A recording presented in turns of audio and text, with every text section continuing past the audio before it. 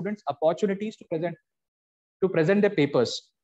So friends, do come forward and present your papers. The topics will be shared with you. The topics will be of your own academic interest as well.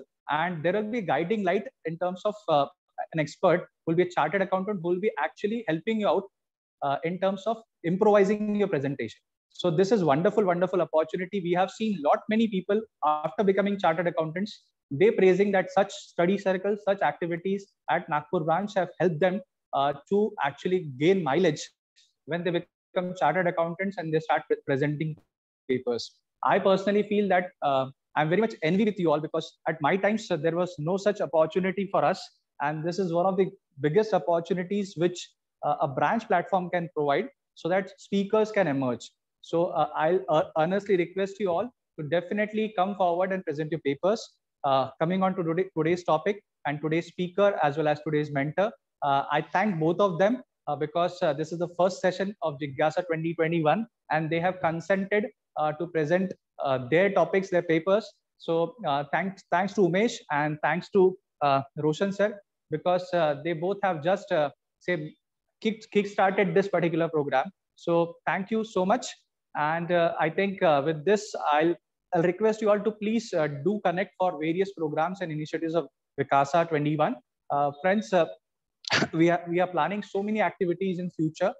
This being one of the months, which is an IT month, Information Technology Month.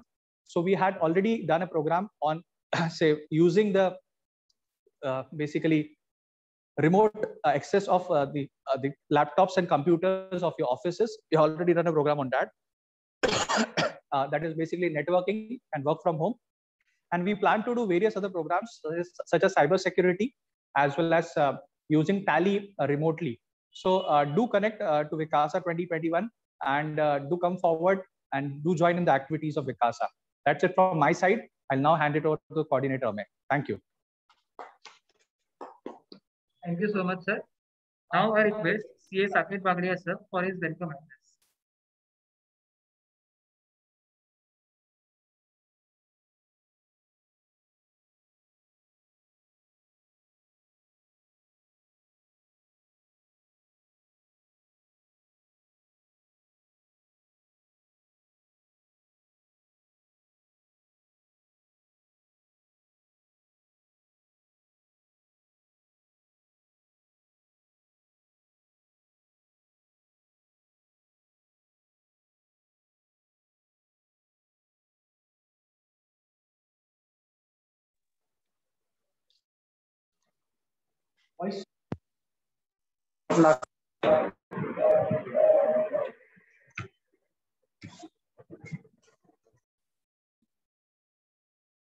Sri Jiten Saglani, today's guiding light.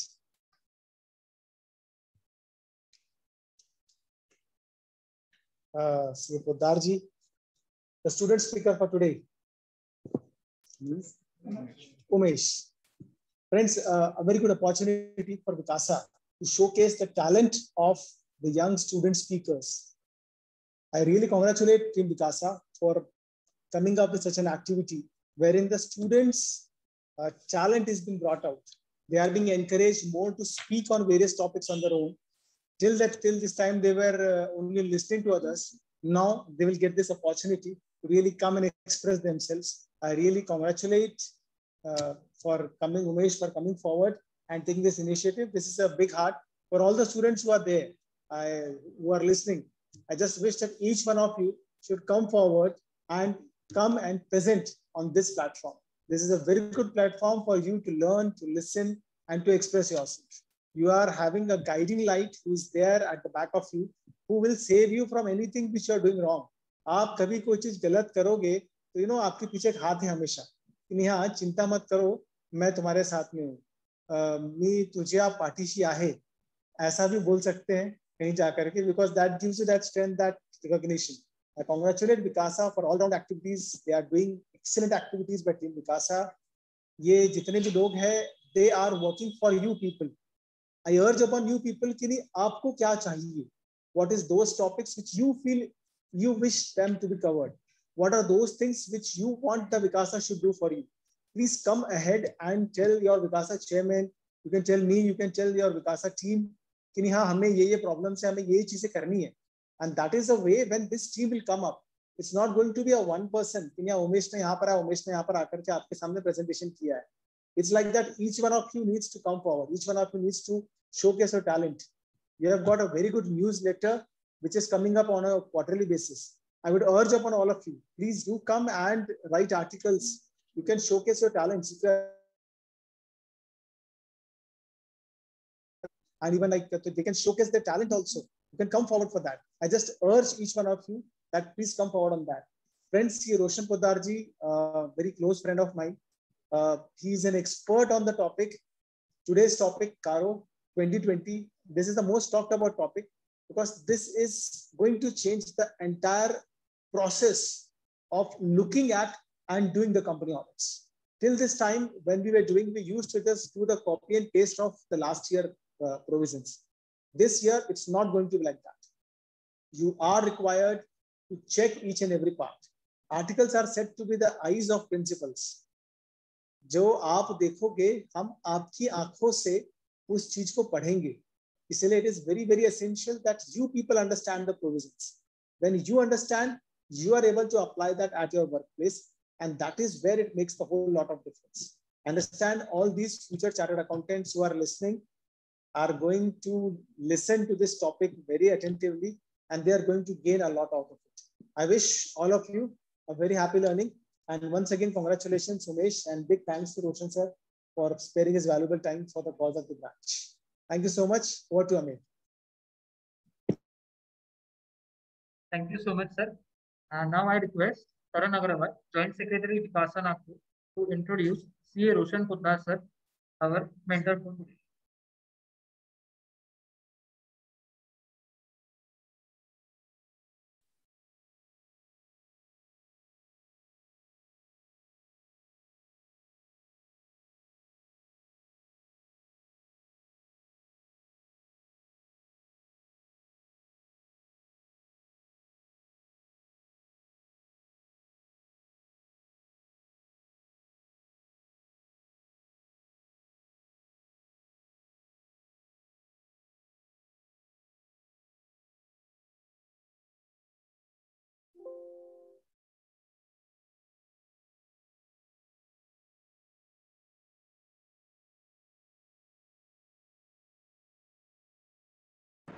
Hello.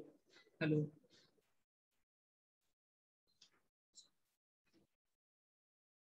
Good evening, one and all present here. I am Karan Agarwal, Joint Secretary of Nagpur branch of Vikasa. It's my privilege to introduce our mentor for the day, CA Roshan Poddar sir, on today's event called Jigyasa. Sir is actively working as a partner at JS Oberoi and Company, Chartered Accountant from 2019.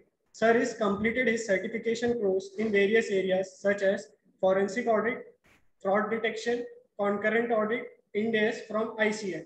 Sir is heading audit wing at JS Oberoi and Company and has experience of central statutory bank audit and audit of PSUs and various company audits. Further, sir is actively involved and holding different positions in social and sports organization. And also sir is involved in various social and religious activities. We welcome you, sir. Thank you so much.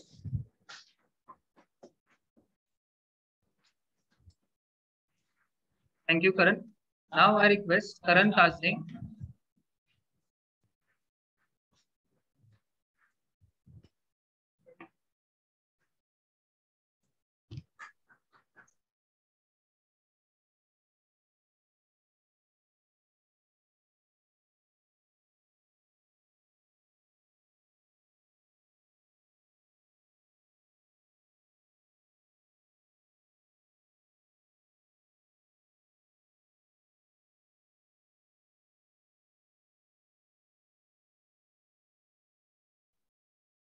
Now I call upon Ravina Tide to welcome Umesh Hanav.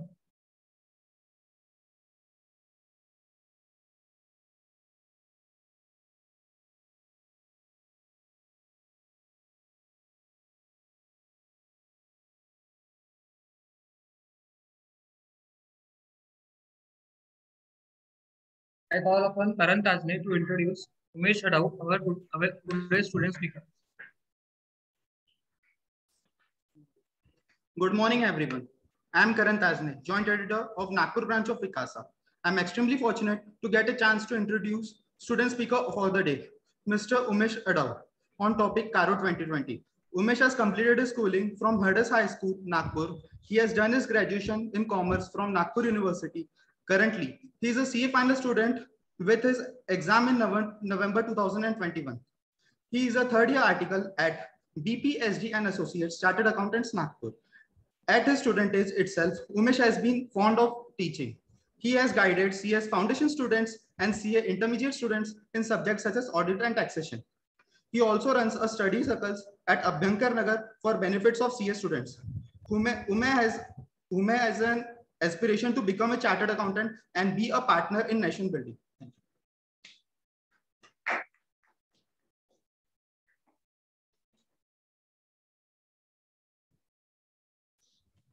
Thank you, Karan. Now, without taking much of your time, I now call upon Umesh Adau to give his presentation.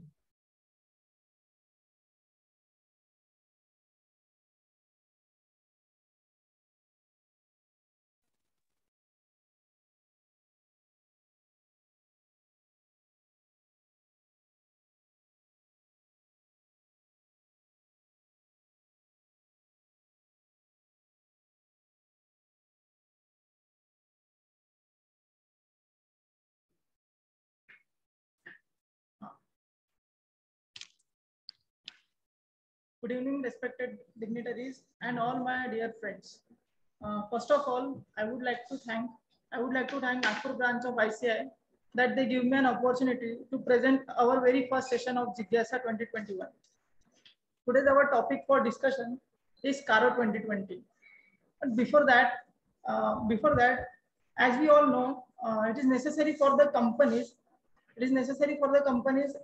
That they get their books of account audited by an independent auditor. For that purpose, they appoint an independent auditor as per the provision of Companies Act 2013. But my question is, why audit? We conduct an audit for the purpose to enhance the degree of confidence of the intended user of the financial statement. And to achieve this purpose, auditor needs to express his opinion through his audit report. Further, after the appointment of an auditor, auditor perform his procedures, collects evidences, and do the audit in accordance with the standards on auditing. Further, it is the duty of the auditor to report on the matters as per section 143. Now, SS 700 comes into the picture. SS 700 comes into the picture and tells about the objectives of an auditor. That the first objective of an auditor is to form an opinion whether the financial statements prepared by the management are free from material misstatement and are in accordance with the applicable financial reporting framework. And the second objective is that to report on the matters in his audit report. So now we understood that the auditor perform his duties and do the audit, and after that he has to report in his independent audit report. Now CG says that इतना समझने के बाद मैं कहना चाहूंगा कि यहाँ पे सीजी चाहती थी कि इतना ही नहीं तो आगे ऑडिटर्स ने सिर्फ 700 में दिए गए फॉर्मेट्स के मुताबिक जो रिपोर्टिंग फॉर्मेट में जो मैटर्स आते हैं सिर्फ उन्हीं में नहीं तो कुछ एडिशनली स्पेसिफाइड मैटर्स पे भी इन्होंने रिपोर्ट करना चाहिए, ऑडिटर्स ने रिपोर्ट करना चाहिए। तो यहाँ पे सेंट्रल गवर्नमेंट ने अपनी पावर्स का इस्तेमाल करके एक ऑर्डर पास कर दिया जिसका नाम है companies auditors report order. Now I'd like to present your presentation.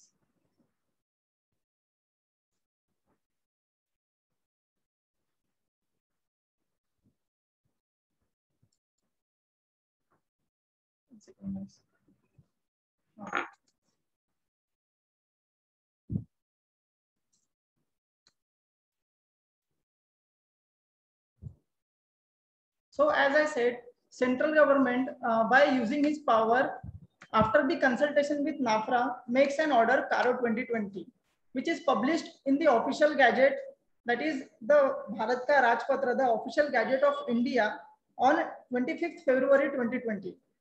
Before that, I would like to tell you that it is not first order passed by the CG. इसके पहले CG ने manufacturing and other companies auditors report order 1988 में issue किया था. उसके बाद companies auditors order 2003, companies auditors report order 2015, then companies auditors report 2016, and now companies auditors report order 2020.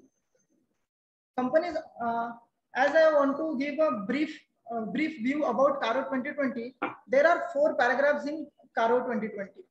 The first and in paragraph 1 there are 3 clauses. So I will explain it later. Paragraph 1 on short title, applications and commencement, under which there are 3 clauses. Then paragraph 2 tells about the matters to be specified, the matters which is specified in paragraph 3 and 4. Auditor has to report that matters in his order.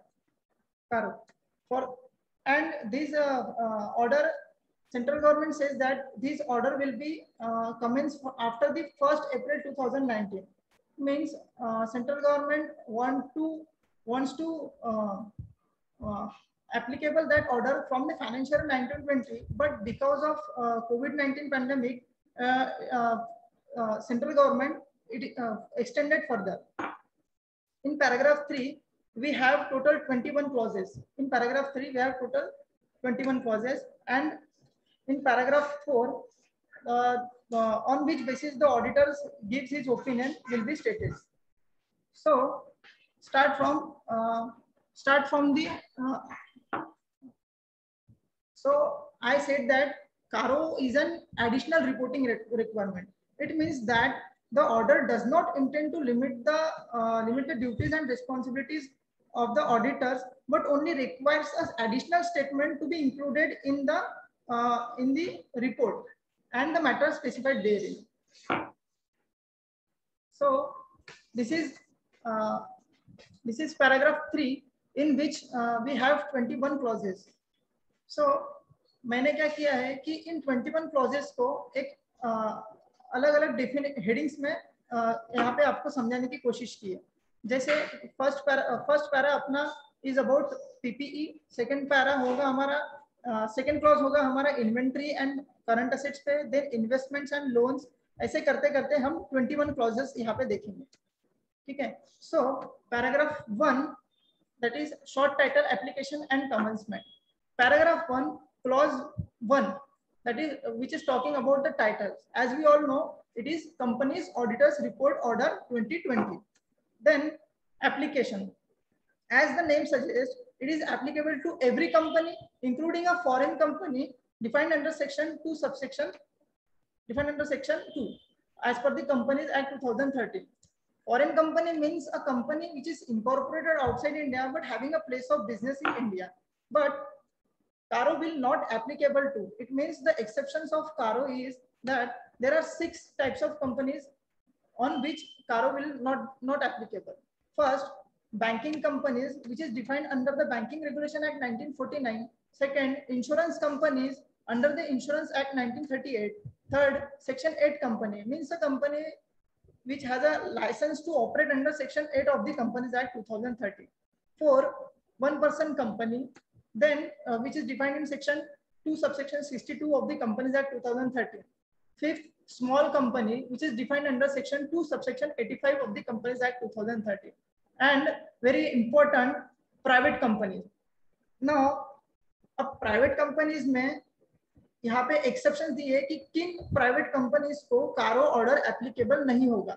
तो इसके लिए 4 conditions दी गई है. It means कि अगर आप इन चारों conditions को satisfy करते हो तो आपको CARO applicable नहीं होगा. सबसे पहले a company, a private company which is not a subsidiary or holding company of a public company. मतलब अगर आपकी प्राइवेट कंपनी किसी भी होल्डिंग कंपनी या सब्सिडरी कंपनी की आपकी प्राइवेट कंपनी किसी भी पब्लिक कंपनी की होल्डिंग या सब्सिडरी कंपनी होगी तो आपको कारो एप्लीकेबल हो जाएगा. सेकंड, अगर आपका paid up share capital, private company का paid up share capital and reserves and surplus 1 crore से नॉट एक्सीडिंग 1 करोड़ होगा तो आपको कारो एप्लीकेबल नहीं होगा. Then third condition is borrowings from any financial institutions, borrowing from any financial institutions which is not exceeding rupees 1 crore at any point of time during the year, at any point of time during the year. And the fourth condition is total revenue of the private company including the revenue from its discontinued operation shall not exceed 10 crore rupees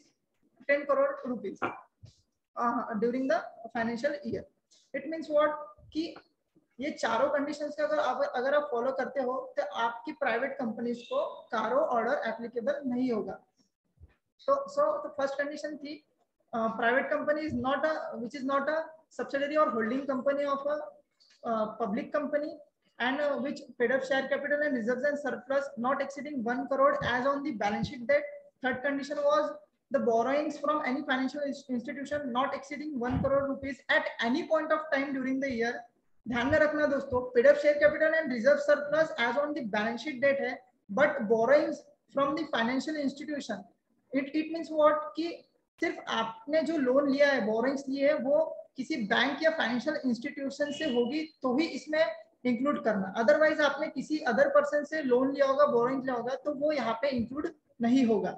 borrowings from financial institution not exceeding 1 crore rupees at any point of time during the financial year and total revenue not exceeding 10 crore rupees.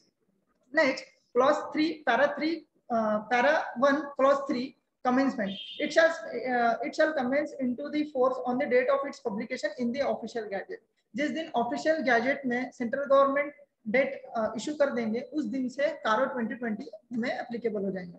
Now, para 2.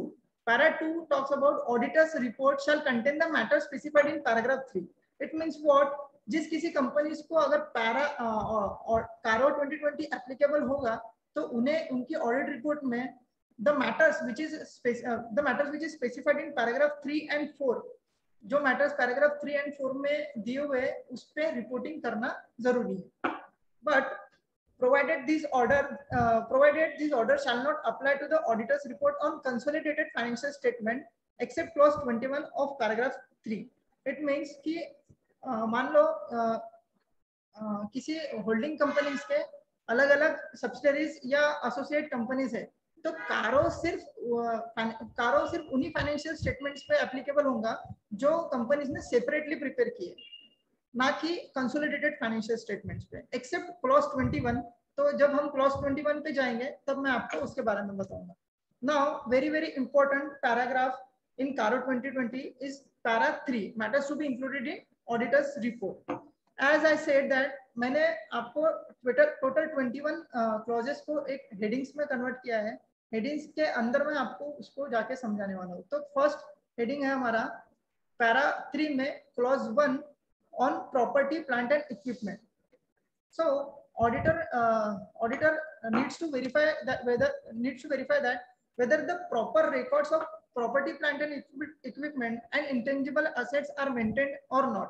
So in that reports, auditor needs to satisfy that all the particulars including quantity and other details of the property, plant and equipment and intangible assets are properly disclosed in the books of accounts or not. Then clause 1 subclause B में physically verified by the management. Auditor needs to check that whether management physically verified the property, plant and equipment at reasonable interval. तो हमें पहला सवाल ये हो गया कि क्या मैनेजमेंट ने physical interval reasonable physically verify किया है या नहीं पीपीई को at reasonable point of time. So किया है तो क्या उसमें कोई मटेरियल डिस्क्रिपेंसीज फाउंड हुई है. सो अगर मटेरियल डिस्क्रिपेंसीज फाउंड हुई है तो मेरा नेक्स्ट सवाल है कि क्या ऑडिटर का नेक्स्ट सवाल होना चाहिए कि क्या वो डिस्क्रिपेंसीज उन्होंने बुक्स ऑफ अकाउंट में प्रॉपरली रिकॉर्ड की है या नहीं. Then third sub clause C is title deeds.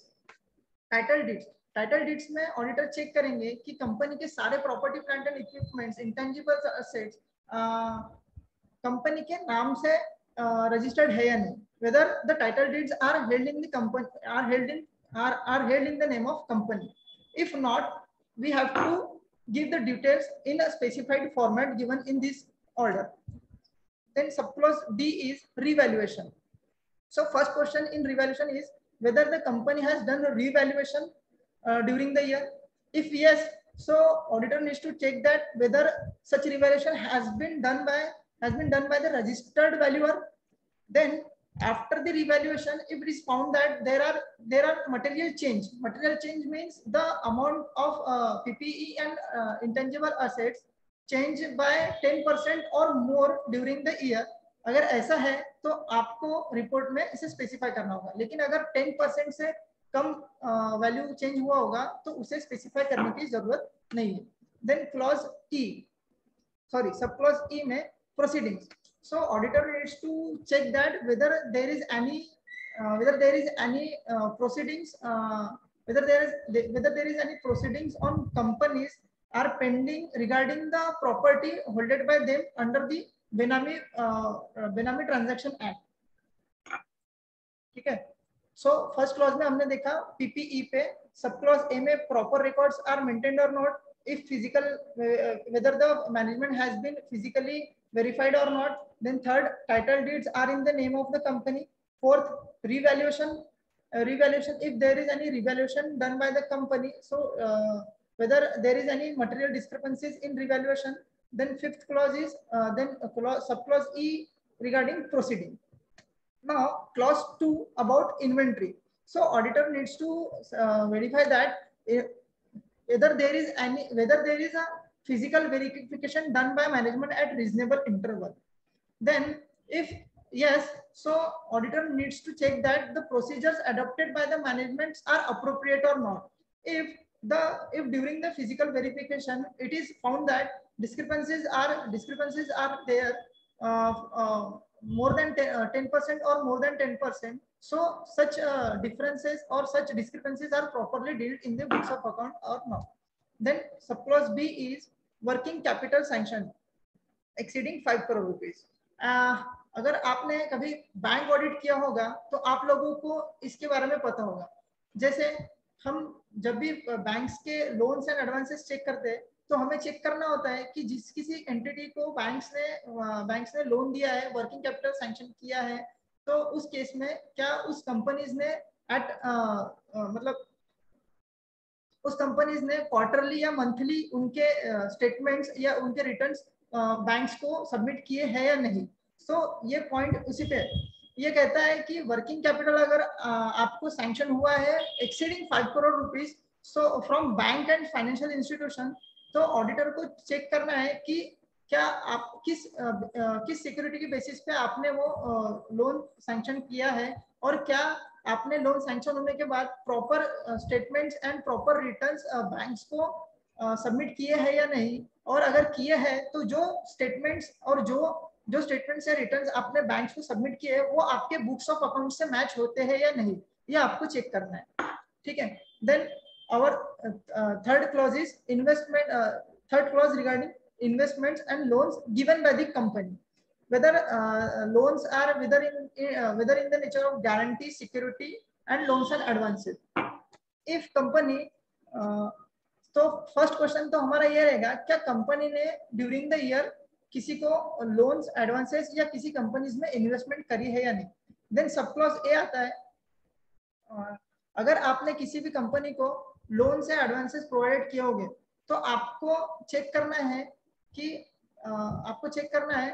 कि क्या कंपनी ने उसके सब्सिडरीज या एसोसिएट्स या जॉइंट वेंचर्स कंपनीज को लोन दिए हैं. If yes, then aggregate amount the auditor needs to indicate that the aggregate amount given to the subsidiaries, associates and joint ventures and other than subsidiaries and joint ventures and associates. Then subclause B, whether the loan provided by the company are not prejudicial to the interest of the company, ये भी आपको check करना है. Then सब clause सी में whether the schedule of repayment are stipulated, if yes then the repayments of principal and interest are regular or not. तो auditor को उस पे भी रिपोर्ट करना है कि अगर आपने लोन्स प्रोवाइड किए हैं तो क्या आपने प्रॉपर रिपेमेंट शेड्यूल बनाया है या नहीं, और बनाया है तो आपने देखना है कि repayment of loan amount and interest आपका रेगुलर आ रहा है या नहीं. देन सब क्लॉज डी में देखेंगे whether such loans are overdue. अगर कोई लोन ओवरड्यू होता है तो ऑडिटर को चेक करना है कि वो लोन क्या 90 डेज से ज्यादा ओवरड्यू है.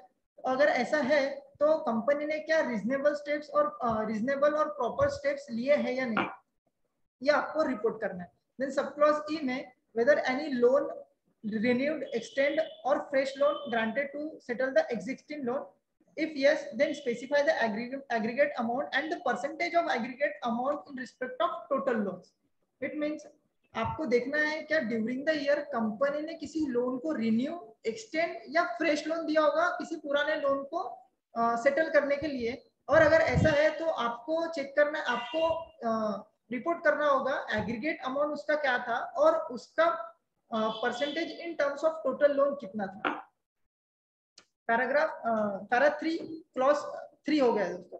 देन सब क्लॉज एफ बोलता है कि repayable on demand, whether there is any loan repayable on demand and repayable on demand. अगर ऐसा कोई लोन है जो आपने जो रिपेबल है ऑन डिमांड, मतलब उसने कंपनीज ने उसका कोई स्टिपुलेटेड रिपेमेंट शेड्यूल नहीं बनाया, कंपनी ने उस पे जब कंपनी डिमांड करेंगी उस टाइम बोरोवर को वो लोन आपको वापस करना है. अगर ऐसा टाइप का कोई लोन है तो आपको सेम अमाउंट कितना, उसका टोटल अमाउंट कितना है वो आपको स्पेसिफाई करना है and the percentage of aggregate amount in respect of total loans. Now clause 4 regarding loans investment and guarantee security given. इसमें आपने को देखना है कि क्या कंपनी ने सेक्शन 185 एंड 186 को कंप्लाई किया है या नहीं. जब भी कंपनी किसी को अगर loans, investments, guarantees, securities provide करती है और वो लोन तो जब भी कभी कंपनीज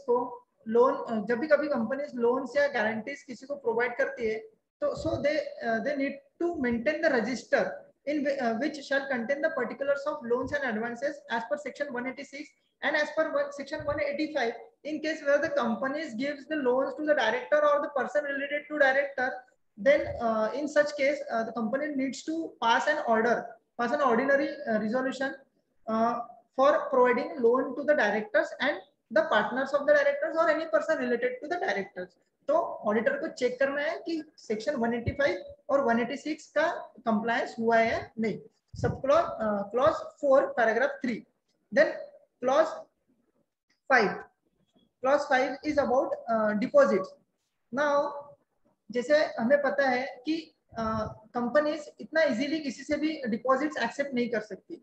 अगर कंपनीज ने कभी during the year deposits accept किए हैं तो auditor needs to check the compliances regarding that. तो उसके लिए ऑडिटर को चेक करना होगा कि आरबीआई ने जो डायरेक्टिव्स इशूड किए उसका कंप्लायंस हुआ है या नहीं. Provisions of companies acts and rules and section 73 से लेकर 76 तक कंपनी ने सारे कंप्लायंसेस पूरे किए हैं या नहीं.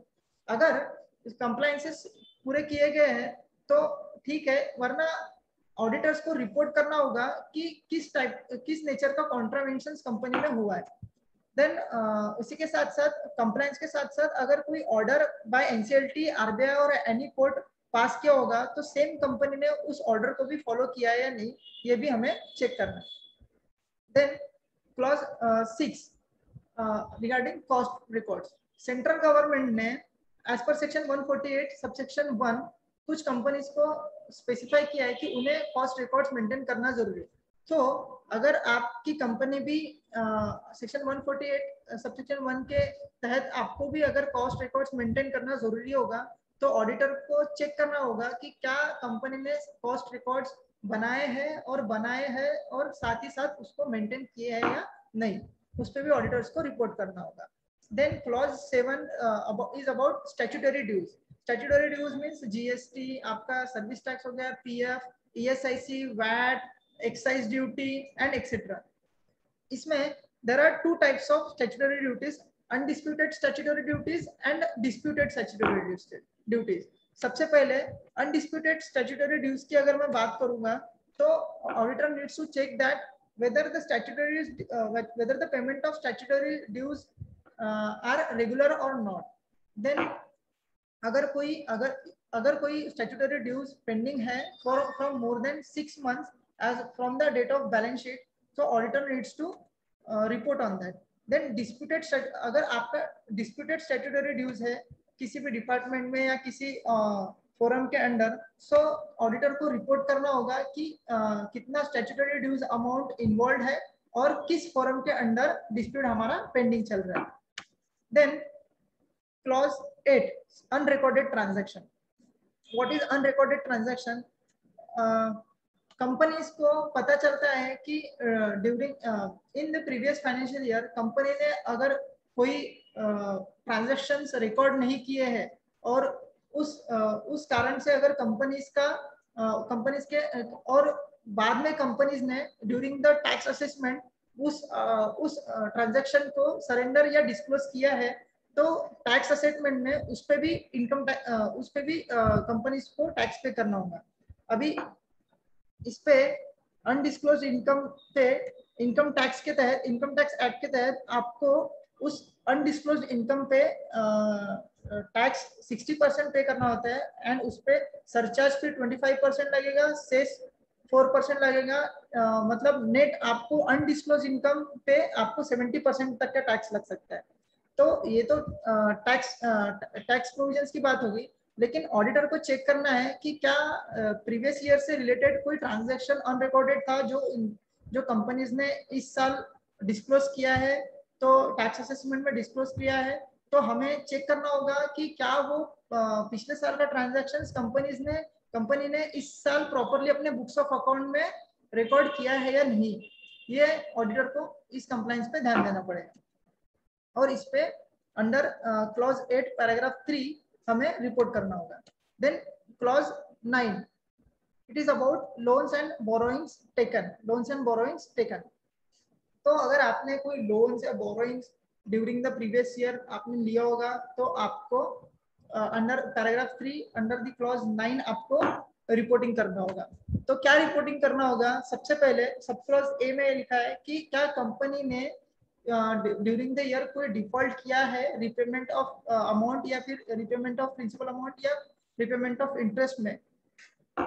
तो कितने पीरियड तक और कितना अमाउंट उन्होंने डिफॉल्ट किया है, ये हमें ऑडिट रिपोर्ट में स्पेसिफाई करना होगा. उसका एक स्पेसिफाइड फॉर्मेट ऑर्डर में दिया हुआ. देन सब क्लॉज बी में whether the company declared willful defaulter by any bank and or financial institutions. तो अगर आपने डिफॉल्ट किया है या फिर किसी बैंक ने या फाइनेंशियल इंस्टीट्यूशंस ने आपको विलफुल डिफॉल्टर डिक्लेयर किया है, so auditor needs to report that कि कंपनी को किसी बैंक ने या फाइनेंशियल इंस्टीट्यूट ने विलफुल डिफॉल्टर डिक्लेयर किया. सब क्लॉज सी कहता है कि अगर आपने किसी से लोन लिया है, किसी फाइनेंशियल इंस्टीट्यूशन से, बैंकिंग कंपनी से या किसी भी अदर पर्सन से आपने लोन लिया है, तो आपका लोन लेने का पर्पस फॉलो हुआ है या नहीं. जिस पर्पस के लिए आपने लोन लिया था उसी पर्पस के लिए अमाउंट यूज हुआ है या नहीं, ये ऑडिटर को चेक करना होगा. अगर पर्पस फॉलो नहीं होता है तो then auditors need to report where आपको रिपोर्ट करना होगा कि वो अमाउंट कहाँ यूज हुआ है. Then sub clause D, fund raise for the short term basis but utilise for the long term purpose. अगर ऐसा होता है कि आपने कभी शॉर्ट टर्म पर्पस के लिए लोन लिया होगा लेकिन उस लोन को आप लॉन्ग टर्म पर्पस के लिए यूज कर रहे होगे, तो आपको रिपोर्ट करना होगा कि उस पर्पस का नेचर क्या है और उसमें कितना अमाउंट इन्वॉल्व है, कितना लोन अमाउंट उसमें इन्वॉल्व है.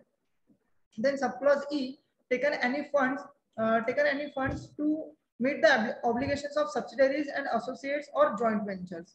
सो अगर ऐसा है कि आपने पिछले साल आपने ड्यूरिंग द ईयर कोई लोन लिया है to meet the obligations of subsidiary company, associate company और जॉइंट वेंचर कंपनी, तो आपको डिटेल्स प्रोवाइड करनी है कि आपने किस पर्पस के लिए, उसका नेचर क्या था और उसमें कितना अमाउंट इन्वॉल्व था।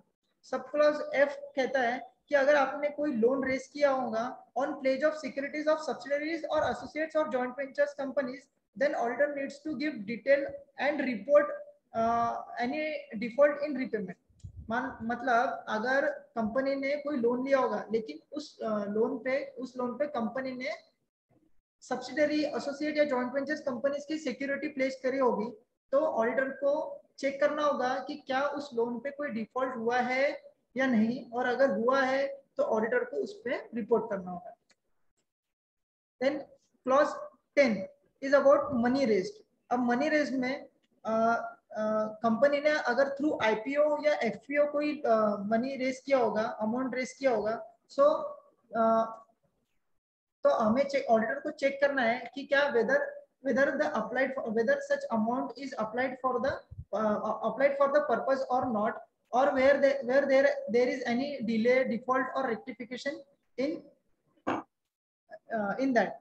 Then आपको अगर पहला तो हो गया एफपीओ आईपीओ के थ्रू अगर आपने लोन रेज किया होगा तो आपको देखना है कि जिस पर्पस के लिए लोन लिया, जिस पर्पस के लिए हमने मनी रेज किया था उसी पर्पस के लिए उस अमाउंट को यूटिलाइज किया है या नहीं है, और अगर उसमें कोई डिले या डिफॉल्ट या कोई रेक्टिफिकेशन हुआ होगा तो उस पे भी ऑडिटर को रिपोर्ट करना जरूरी है। Then if any amount raise through the preferential allotment और प्राइवेट प्लेसमेंट, उस केस में वेदर द सेम जैसा हमने आईपीओ और एफपीओ में देखा था कि क्या उस अमाउंट को भी कंपनीज ने स्पेसिफाइड पर्पस के लिए यूज किया है या नहीं, और सेक्शन 42 और सेक्शन 62 को कंप्लाई किया है या नहीं। सेक्शन देन क्लॉज अपना आता है 11 फ्रॉड। अब during the performance of audit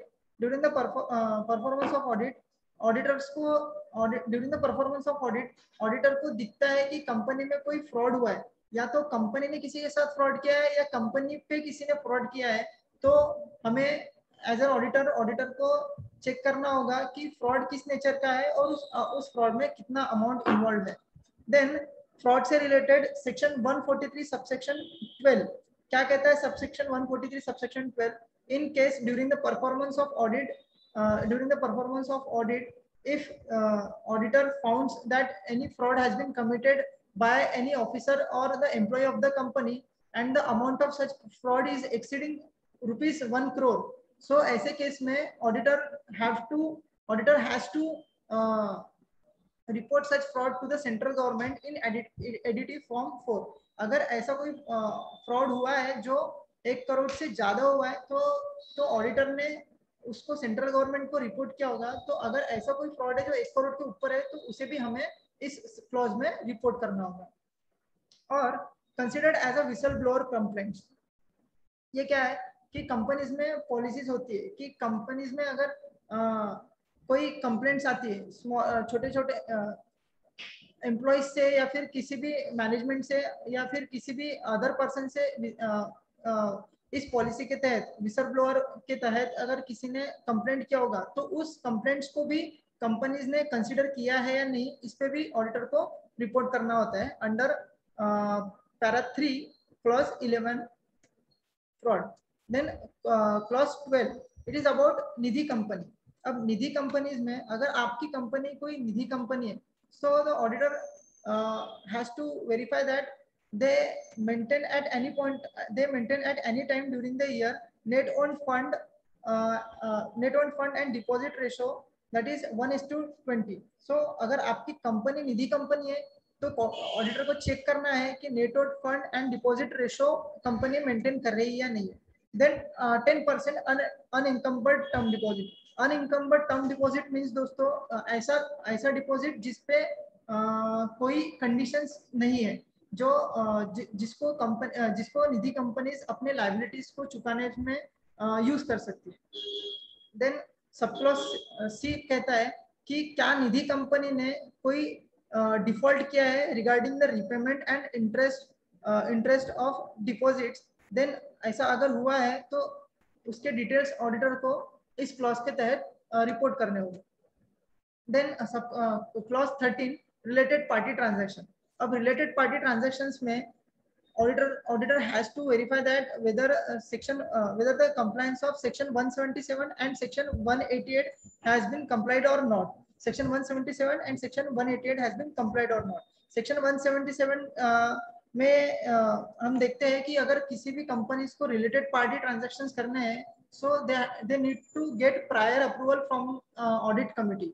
And section 188 में कंपनीज को सेक्शन 188 स्पेसिफाई करता है नेचर ऑफ ट्रांजैक्शंस, जिसमें 7 टाइप्स के ट्रांजैक्शंस को उन्होंने डिस्क्राइब किया है कि इस टाइप्स के ट्रांजैक्शन होंगे तो हम उसे रिलेटेड पार्टी ट्रांजैक्शंस कहेंगे. Then clause 14 internal audit. अब इंटरनल ऑडिट से रिलेटेड ऑडिटर को चेक करना है कि कंपनीज ने जो इंटरनल ऑडिट सिस्टम लगवाया है, whether such system are commensurate, means suitable with the size and the nature of the companies or not. Then second thing कि auditor report of internal audit, क्या auditor ने पिछले साल के मतलब during the year के audit report, internal audit report को consider किया है या नहीं, इस पे भी auditor को report करना है. Then 15 non cash transactions. अब non cash transactions में non-cash transaction means any transaction जिसका consideration other than cash है. तो ऐसे केस में अगर आपने कोई non-cash transactions किया होगा डायरेक्टर से या फिर किसी भी पर्सन से जो डायरेक्टर से कनेक्टेड होगा, तो आपको सेक्शन 192 कंप्लाई करना जरूरी होता है. अब सेक्शन 192 ऑफ कंपनीज एक्ट 2013 कहता है कि in case where the company transfers any asset or property to directors or any related person with the directors, they have to pass an ordinary resolution before such transaction. तो auditor को check करना होगा कि क्या company ने कोई non cash transactions किया है या नहीं, और अगर किया है तो ऑर्डिनरी रिजोल्यूशन पास हुआ है या नहीं. Then 16 non banking financial companies, NBFCs. NBFCs में सबसे पहले अगर it is about NBFC, non banking financial company. अगर ड्यूरिंग द ऑडिट हमें ऑडिटर्स को पता चलता है कि कुछ ट्रांजैक्शंस ऐसे हुए हैं जिसकी वजह से कंपनीज को नॉन बैंकिंग फाइनेंशियल कंपनीज में रजिस्ट्रेशन लेना चाहिए, तो क्या कंपनी ने उसका रजिस्ट्रेशन लिया है या नहीं under section 45 IA of the RBI act 1934. और अगर आपकी कंपनीज ऑलरेडी एनबीएफसी और हाउसिंग फाइनेंसिंग कंपनी है, तो कंपनी के पास valid certificate of registration from RBI है या नहीं, ये भी आपको चेक करना है. Then CIC means core investment company. अब कोर इन्वेस्टमेंट कंपनीज, अगर आपकी कंपनी कोर इन्वेस्टमेंट कंपनी है, तो auditor needs to check whether the conditions or criteria of CIC core investment companies, मतलब कोर इन्वेस्टमेंट कंपनी अगर आपकी है तो ऑडिटर को चेक करना है कि जो कंडीशंस कोर इन्वेस्टमेंट कंपनीज के लिए रिक्वायर्ड है उस कंडीशंस को कंपनी फुलफिल कर रही है या नहीं. इन केस अगर कोई सीआईसी कंपनीज को गवर्नमेंट ने एग्जम्पशन दिया होगा, तो एग्जम्पशंस की क्राइटेरिया को भी कंपनीज कंटिन्यू में फुलफिल करती है या नहीं, ये भी हमें चेक करना है. तो एनबीएफसी कंपनीज है तो registration, valid certification of registration, then CIC core investment company. उसके बाद नंबर ऑफ सीआईसीज which are a part of the group.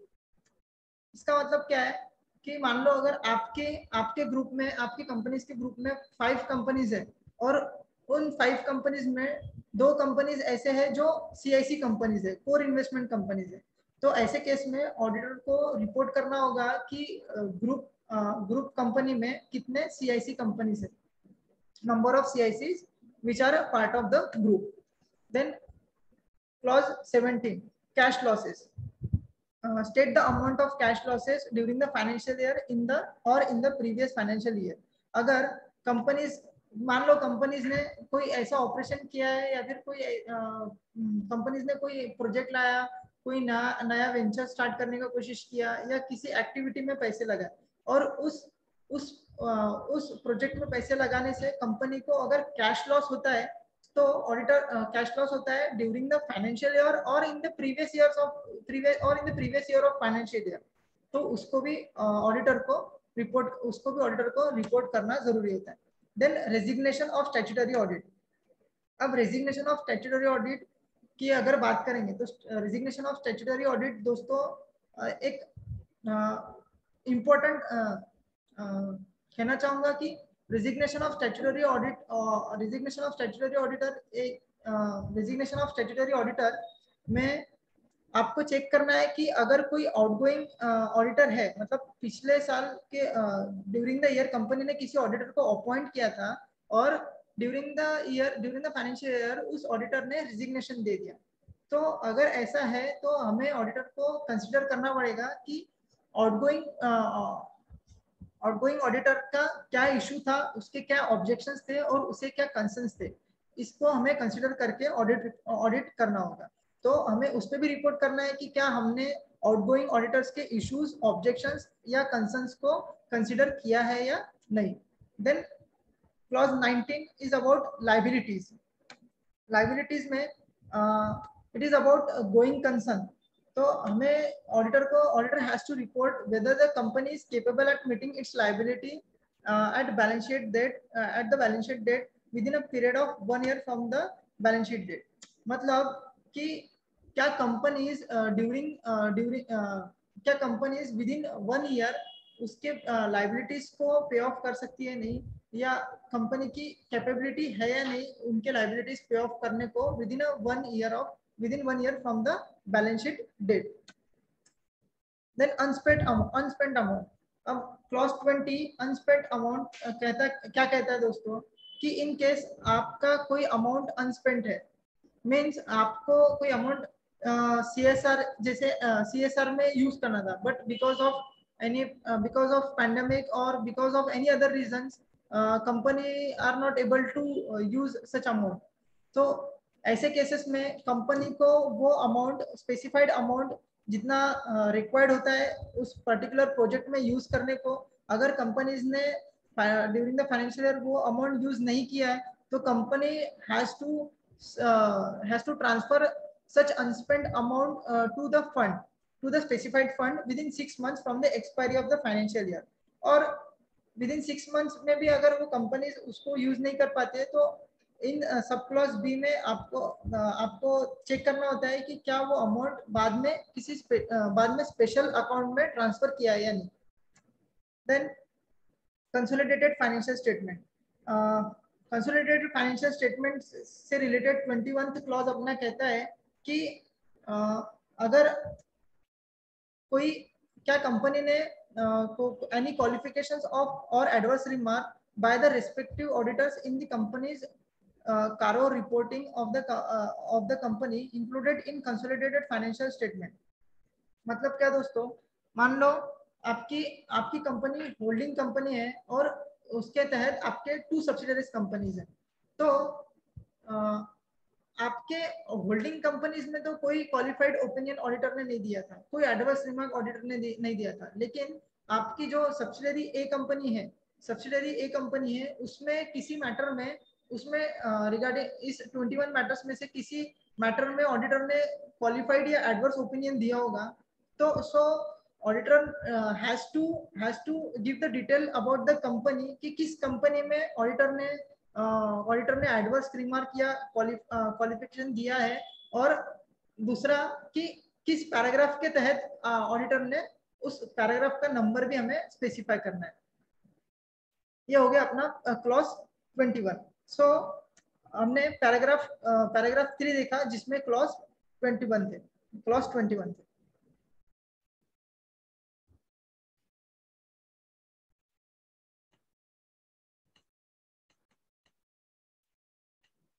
ये था पैराग्राफ 3 के क्लॉज 21, जिसमें पहले हमने पीपीई की बात की है, then inventory, current assets, investments and loans. Then अगर आपने किसी को इन्वेस्टमेंट्स या लोन प्रोवाइड किया हो तो आपने क्या सेक्शन 185 और 186 को कंप्लाई किया है या नहीं। Then clause 5 talks about deposits. If company ने कोई डिपॉजिट लिया होगा तो कंपनी ने आरबीआई के डायरेक्शंस को फॉलो किया है या नहीं, आरबीआई के ऑर्डर्स को फॉलो किया है या नहीं, किसी भी एनसीएलटी या किसी अदर स्टैट्यूटरी अथॉरिटीज के ऑर्डर्स या डायरेक्शंस फॉलो किए हैं या नहीं। देन क्लॉज 6 में हमने स्टैट्यूटरी ड्यूज देखे थे, जिसमें 2 टाइप्स के स्टैट्यूटरी ड्यूज थे, अनडिस्प्यूटेड एंड डिस्प्यूटेड। अनडिस्प्यूटेड में हमने देखा कि क्या कंपनी रेगुलरली अपने स्टैट्यूटरी ड्यूज पेमेंट कर रही है या नहीं। अगर नहीं कर रही है तो पिछले अगर कोई स्टैट्यूटरी ड्यूज 6 महीने से आउटस्टैंडिंग है तो उसमें हमें देखना है। और सब क्लॉज बी में अगर आपका कोई स्टैट्यूटरी ड्यूज डिस्प्यूटेड है तो आपको उसमें कितना अमाउंट इन्वॉल्व है और अंडर विच फोरम आपका स्टैट्यूटरी ड्यू पेंडिंग है, इस पे भी हमें रिपोर्ट करना है। फिर क्लॉज 7 में हमने देखे transactions not recorded in the books, जिसमें अगर आपने पिछले साल कोई ट्रांजैक्शन रिकॉर्ड नहीं किया होगा और उसे टैक्स असेसमेंट में लिया होगा तो क्या वो ट्रांजैक्शंस इस साल बुक्स ऑफ अकाउंट में प्रॉपरली रिकॉर्ड हुए हैं या नहीं।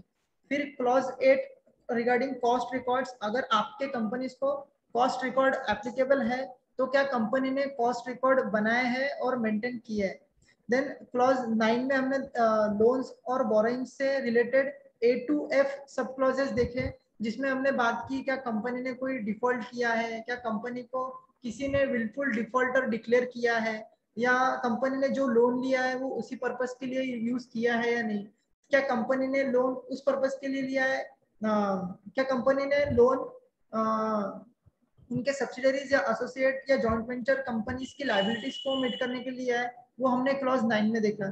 फिर हमने देखा कि क्लॉज 10 में अगर कंपनी ने कोई मनी रेज किया है थ्रू आईपीओ, एफपीओ और प्रेफरेंशियल अलॉटमेंट या प्राइवेट प्लेसमेंट के थ्रू, तो हमने वहां पे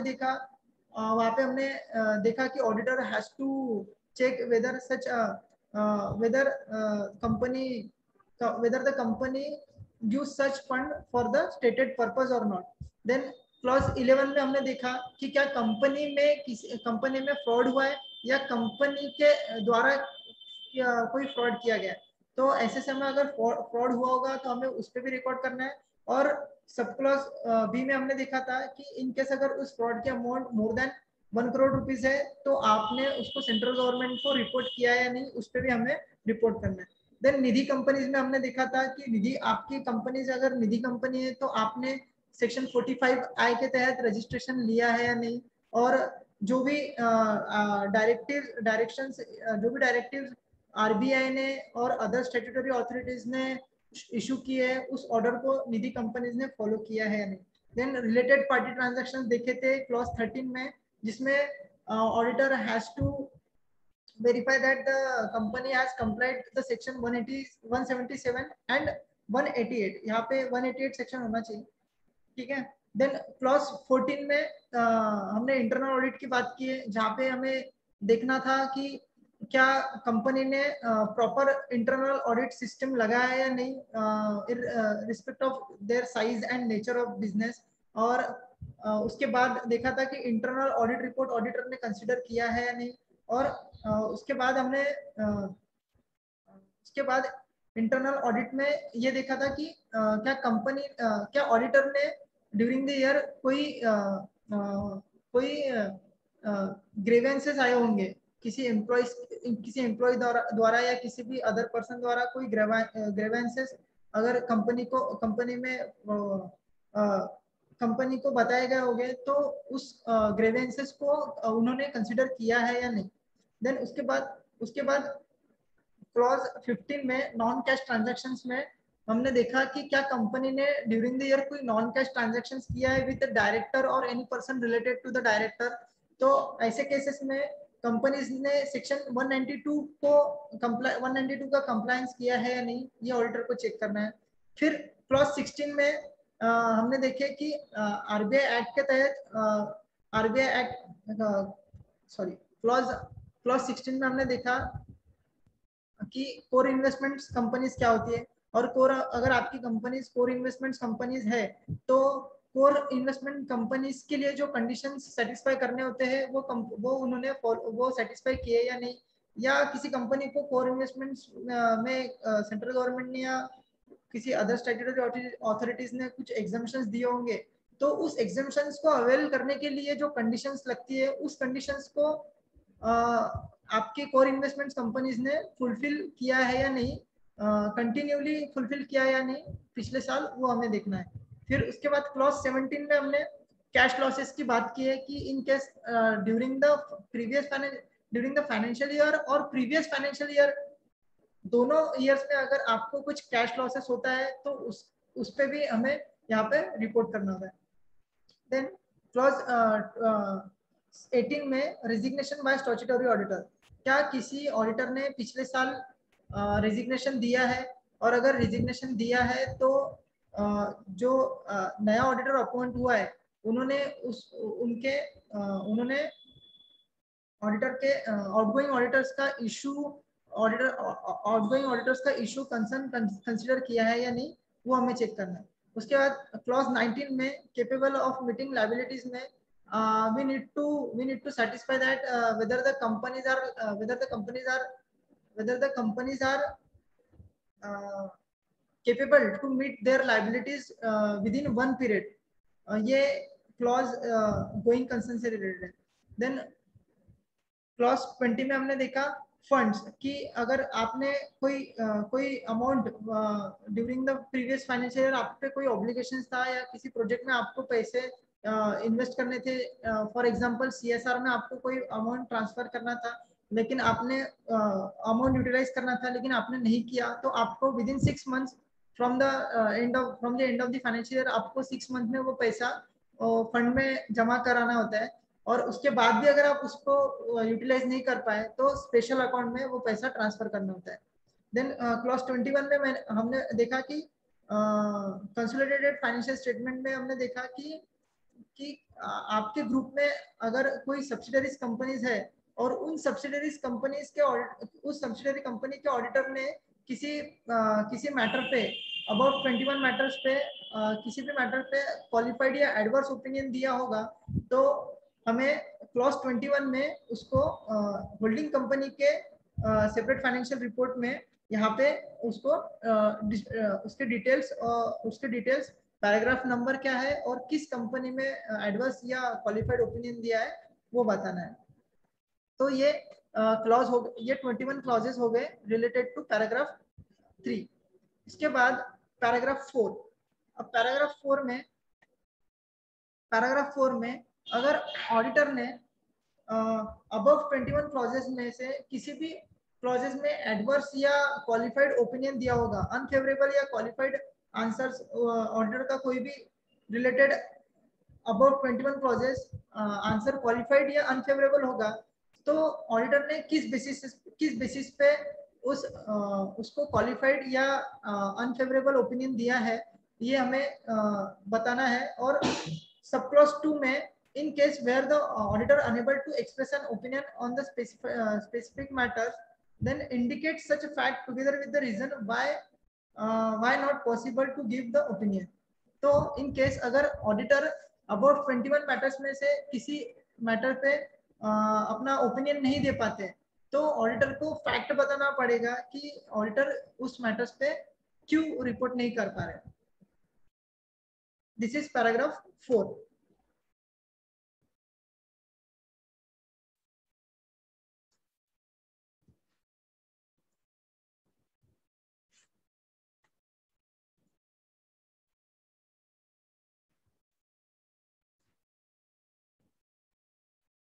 Thank you.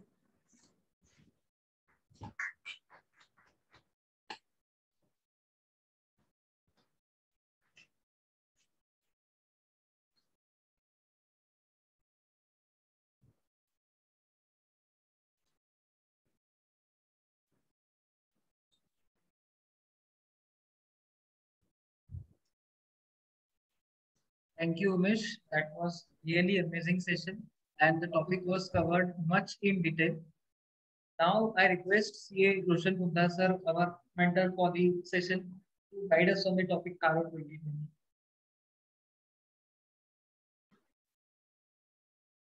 Am I audible? So, first of all, good evening, everyone. Thank you, Jiten sir, Vice Chairman and Vikasa Chairman of Nagpur Branch, Saket sir, Honorable Chairman of Nagpur Branch, to inviting me here in this wonderful program you are conducting. And I also thank you all of your Vikasa members, Vikasa committee members, that invited me here. very well presented by Umesh. He presented the topic very well, thoroughly, in depth, in a very short span of time. So it was great listening.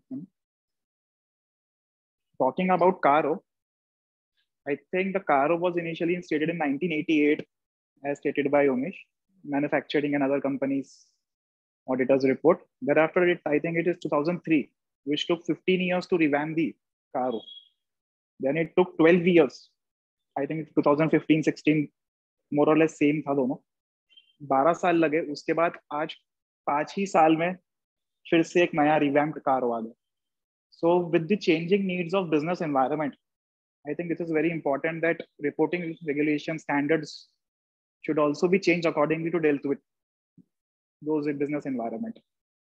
So Caro 2020 जो भी, I think this is financial year applicable से है, 2020-21 पे applicable होने वाला था, as deferred by the central government 21-22 से applicable है. So बहुत ही मतलब एक revamp करके उन्होंने ला दिए, बहुत कुछ changes है 16 से 20 जो भी हम लोग first time experience करेंगे as an audit of next year audit में coverage होगा पूरा. Talking about the theoretical aspects, Umesh has covered everything, I guess. I must talk, I think मेरे को है कि practical approach के बारे में ज़्यादा बात करूँ आपसे तो ज़्यादा better रहेगा. Talking about practical approach, Umesh ने सब बता दिया है कि आपको ये चेक करना है, clause 1 में ये करना है, 2 में करना है, लेकिन करे कैसे? As Saket sir said कि articles, I think the eyes of the principal.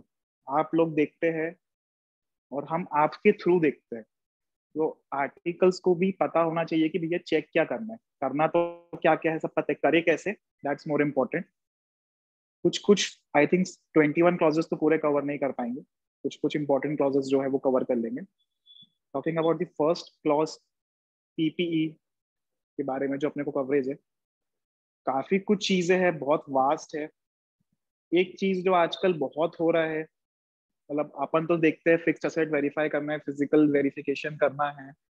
What about the new additions to the fixed assets during the year with the ongoing schedule 2 of the companies act? आपको एक life determine करनी है fixed asset की, उसको over the period depreciate करना है. Parent child asset concept एक है, ऑलरेडी आप पे एक पेरेंट असेट है, आप उसमें एक एडिशन कर रहे हो, एक नया असेट खरीद रहे हो which belong to that parent asset, उसी में एडिशन होगा. What the companies are doing now this कि वो लोग चाइल्ड असेट को भी एक अलग असेट ट्रीट कर रहे हैं just to increase the life of that asset, और उसको लॉन्गर ड्यूरेशन में अमोर्टाइज या डेप्रिशिएट किया जा रहा है to just to inflate the profits. So you don't have just to look at the fixed asset register and physical verification. आप classification grouping भी चेक करना चाहिए कि whether जो असेट परचेज हुआ, एडिशन हुए ड्यूरिंग द ईयर, कि वो एक्चुअली एक इंडिविजुअल सेपरेट असेट है कि और just it belongs to parent asset. Talking about the inventory, inventory में एक बहुत बड़ा एडिशन है क्लॉज 2 में, sub clause 2. Stock statements, book debt statements quarterly verify करना है आपको. उसमें एक पॉइंट आई थिंक उमेश ने थोड़ा मिस इंटरप्रेट किया, we don't have to check the correctness of the stock statements. Bank को जो स्टॉक स्टेटमेंट्स कंपनी ने दी है 5 CR के ऊपर के सैंक्शन लिमिट्स की, जनरली जो 5 CR के ऊपर के सैंक्शन लिमिट्स होती है वर्किंग कैपिटल के अगेंस्ट, मंथली स्टॉक स्टेटमेंट्स ही जाते हैं. We don't have to verify monthly stock statements, only quarterly book debt statements, जो QI स्टेटमेंट्स कहा जाता है उसको. Quarterly stock statements and quarterly book debt statements को ही वेरीफाई करना है, और इतना ही वेरीफाई करना है उसमें कि whether those are in accordance with the books of accounts और नॉट. वो बुक अगर उन्होंने बैंक में ही कुछ गलत दिया है, बुक्स में भी गलत है, तो we don't have to verify that. दोनों में गलत है बट दोनों मैच कर रहे हैं आपके according, to that sufficient. We don't have to report that in clause 2, that will be another part of qualification. So एक ये चीज है. बहुत बार आप इन प्रैक्टिकल अप्रोच आप ऑडिट कर रहे हैं, आपने कंपनी को मांगा कि भैया मुझे आपने क्या बैंक में स्टॉक स्टेटमेंट दिया, आप मुझे दीजिए. मे बी मैनेजमेंट आपको डिनाई करे, मे बी आपको दे दे. अगर मैनेजमेंट का मैलिफाइड इंटेंशन है, they may give you another set of stock statements, quarterly statements which are already different from those submitted to bank. Bank में 100 रुपए दिया है, आपके बुक्स में 105 है, तो वो आपको 105 का वाला देंगे. इन दिस केस आपकी रिस्पॉन्सिबिलिटी ड्यू डिलिजेंस के हिसाब से कि आप एक एक्सटर्नल कंफर्मेशन लीजिए बैंक से, these are the stock statement which I have received from the management, are those in the accordance with the which are kept in the bank. So ये एक पार्ट हो सकता है इन्वेंट्री में. Third, उसके बाद स्टैट्यूटरी ड्यूज के payment में डिफॉल्ट, ये भी बहुत बड़ा है. उसमें चेंजेस कुछ नहीं है, सिर्फ सेल्स टैक्स को रिप्लेस करके I think GST word add कर दिया गया.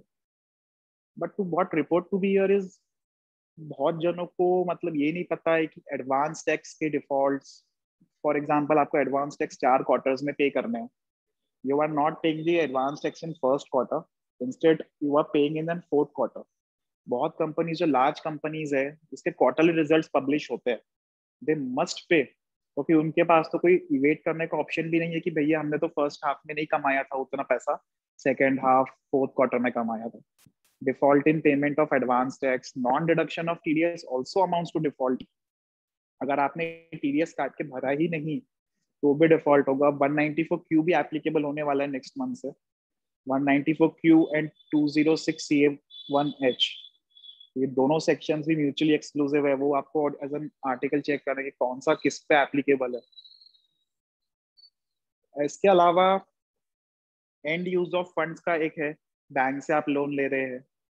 It is very difficult as an auditor to जज whether the loans funds obtained from the bank are utilized only for that purpose which are they obtained. It is very difficult.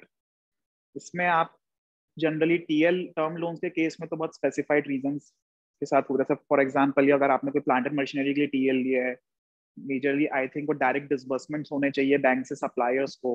You can verify that. उसके बाद में repayments, default in repayment of borrowings. इसमें आप externally as an auditor आप सिबिल्स check कर सकते हैं company के, क्रेडिट रिपोर्ट्स आप बैंक से निकाल सकते हैं. ये आप 2-3 चीजें आप एज एन एक्सटर्नली आप कर सकते हैं हट के थोड़ा सा, to identify some of the misgoings in the companies. उसके बाद में आई थिंक एक नया एडिशन हुआ है क्लॉज 5 में, मिस कर दिया. आई थिंक डीम्ड डिपॉजिट्स का भी कंसेप्ट ऐड किया गया 2020 में, I think which is very dangerous. Deemed deposits का मतलब कई स्पेसिफाइड इन्होंने ऐसा किया है, if you are a company you have accepted an advance of some say 1 CR for supply of goods and services, you kept that as an advance for more than 365 days, और आगे जाके if undisputed आपने वो पैसा उनको 13 महीने बाद return कर दिया. भले ही वो एक मटेरियल सप्लाई या गुड सप्लाई के लिए आपका वो था एडवांस, लेकिन it will be treated as the deemed deposit which has to be reported in this clause as well as form DPT3. As an auditor you can also verify form DPT3 filed by the company at MCA.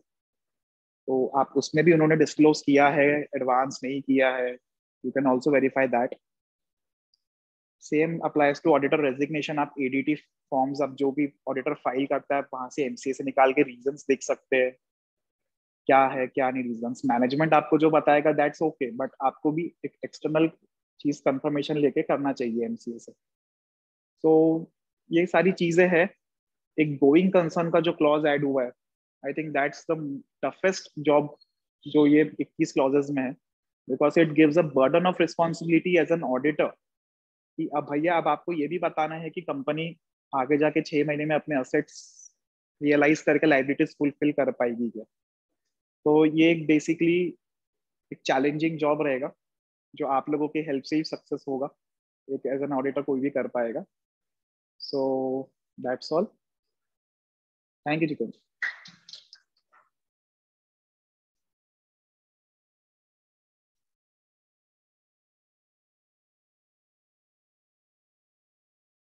Thank you so much, sir. Your practical approach was very much useful for us. Moving ahead, I now request CA Jiten Sanghani, sir, the chairman of Vikasa Nagpur, for the concluding remarks.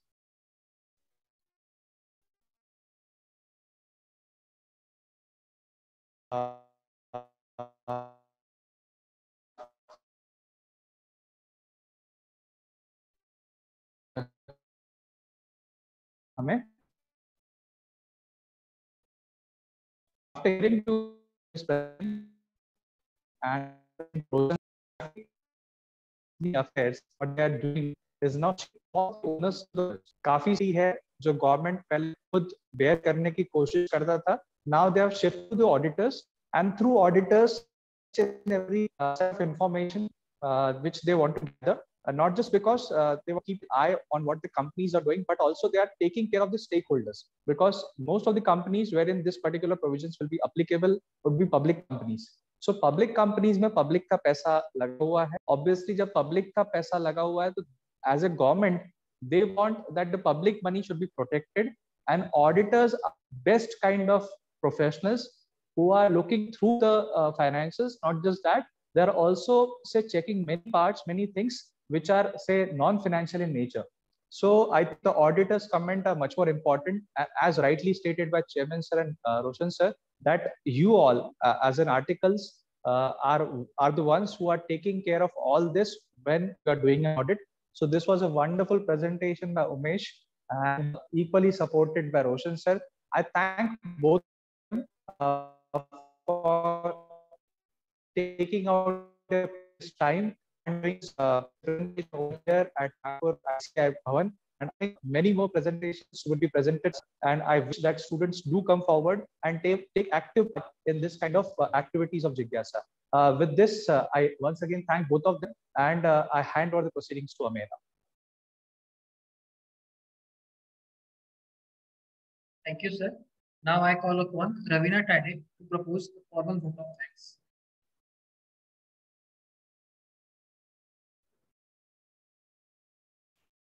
Thank you so much, Amir. It was really a best start to the Jigyasa session of 2021. Thank you, Umesh, for being the student speaker for the session. Thank you, Roshan sir, for giving a practical understanding of the knowledge. We can get the knowledge of theoretical from the books, but the practical aspect that you have taught us, it is difficult to get from that. Thank you so much, sir. I would like to thank our chairman, C.A. Chakit Bagadia, sir, Vikasa chairman, C.A. Jiten Sagdani, sir, to giving this backup to go and take this opportunity to conduct Jigyasa at the Bhavan. So we can get a personal touch with the speaker, our mentors. Thank you so much, all the participants who are here, who are here for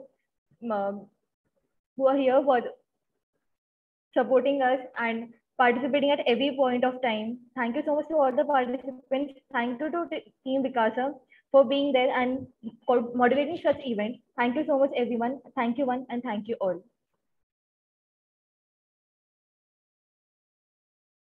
Thank you so much, Ravina. Friends, we will having such sessions in the future, so stay tuned. Goodbye. The session is declared as over.